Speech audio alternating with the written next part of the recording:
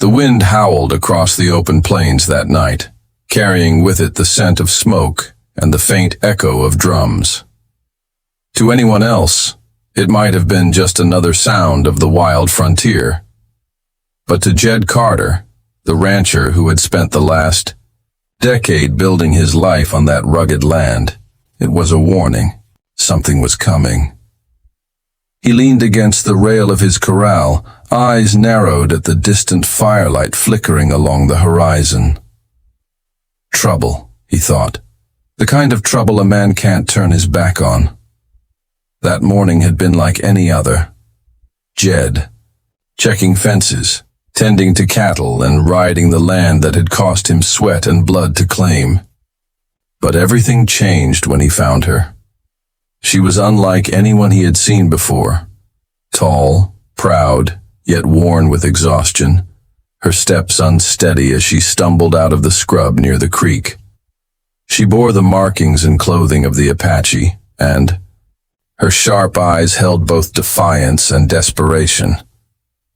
Jed could see she had been running, though from what he didn't yet know. Instinct told him to be wary. Apache and settlers were rarely friends in those days, but his heart told him something else. She was wounded, and she was human, and no man of honor leaves another soul to die on the trail. "Stay back," she said in broken English, her hand clutching a small knife. Her voice trembled, though it carried strength beneath the fear. Jed raised his hand slowly, showing he meant no harm. "Easy now," he replied. "You're hurt. If I wanted trouble, I wouldn't have stopped." For a long moment, they stared at one another, the silence heavy as the prairie sky. Finally, her grip loosened, and she let him guide her back toward the ranch. Inside his modest homestead, Jed cleaned her wounds as best he could. She watched him with wary eyes, studying every move, as though measuring the truth of his kindness. He learned her name, Ayoka, meaning she brought happiness. She was tall and strong, her presence commanding even as weakness clung to her body. She spoke of fleeing from a violent clash between her people and soldiers. She had been separated from her tribe, hunted, and left with no choice but to seek refuge wherever she could. Jed didn't press her for details. He simply offered bread, water, and a safe place to rest. For the first time in years, Jed felt the quiet of his home stirred by something more than his own loneliness. As dawn broke the next day, Ayoka stood on the porch, gazing eastward. "They will come," she whispered. "My people. They do not know you helped me. To them, you will be the enemy." Her words proved true before long. By midday, riders appeared on the ridge, dozens of Apache warriors, their figures dark against the blazing sun.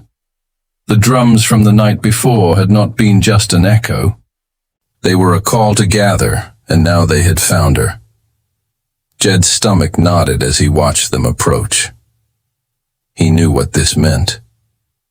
The sight of an Apache woman inside a rancher's home would look like kidnapping, like dishonor, like theft. He had given her shelter out of compassion, but to them it would seem like betrayal. Ayoka's eyes filled with sorrow.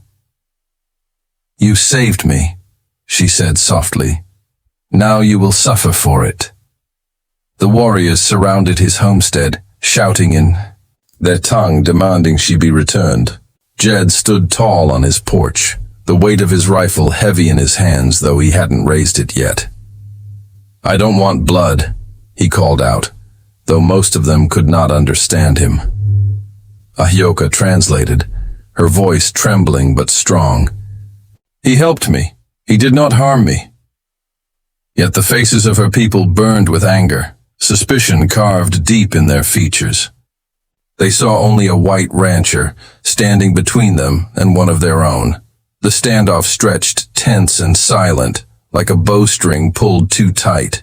Jed's mind raced. He could not outfight them. He could not outrun them.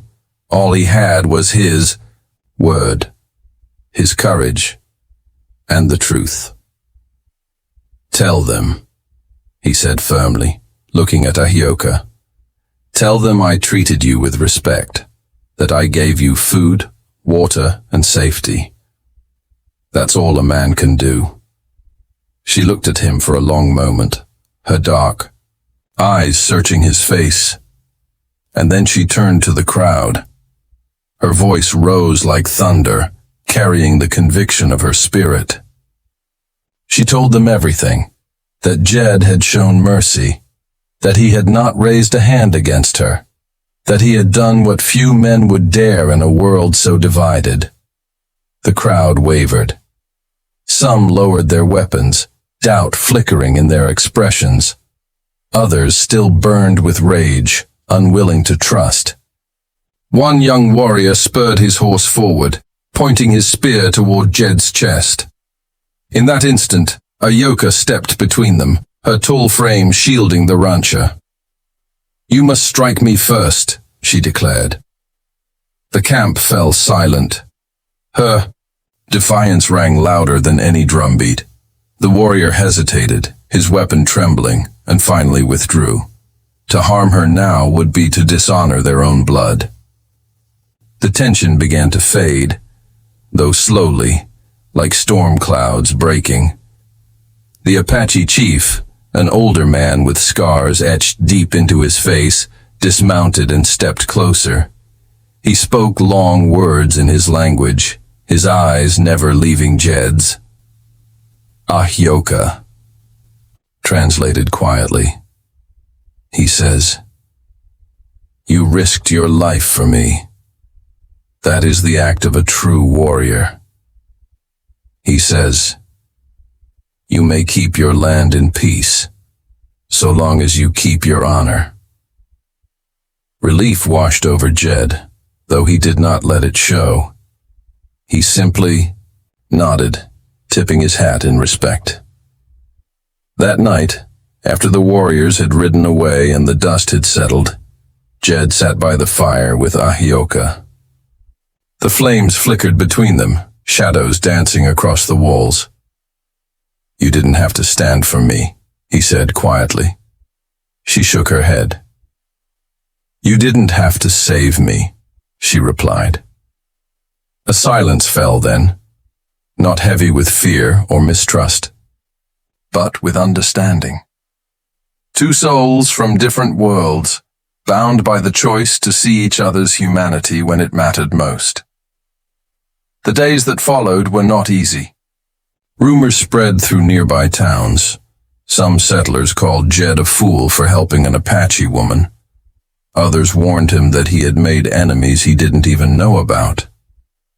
Yet Jed didn't waver. He knew what he had done was right. And Ahioka, though, she returned to her people for a time.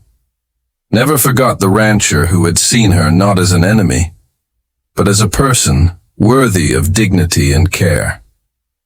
Sometimes, under the wide prairie sky, their paths crossed again. Each meeting was a reminder that courage is not always in the gun a man carries or the land he defends, but in the heart that chooses compassion when hatred would be easier. By the end of it all, Jed's homestead stood stronger than ever, not because of walls or fences, but because of the invisible bridge built between two worlds. A bridge made from respect, sacrifice, and a single act of kindness that changed everything. The story of the rancher and the tall Apache woman spread across the plains, not as a tale of war or conquest, but as proof that even in the harshest times, humanity can rise above fear. And that was the legacy Jed carried until the end of his days. That one man's courage to defend what was right could plant the seed of peace where none thought it could grow.